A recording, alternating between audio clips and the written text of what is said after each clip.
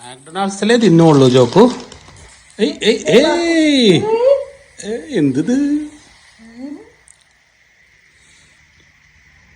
കൊച്ചിനെ കൊച്ചി തിന്നെ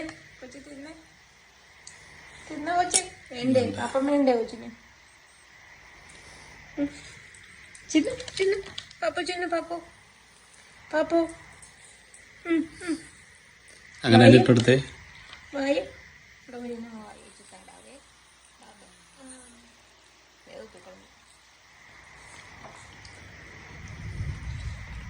പാപ്പു വേണ്ടേ പാപ്പം വേണ്ടേ കൊച്ചിന്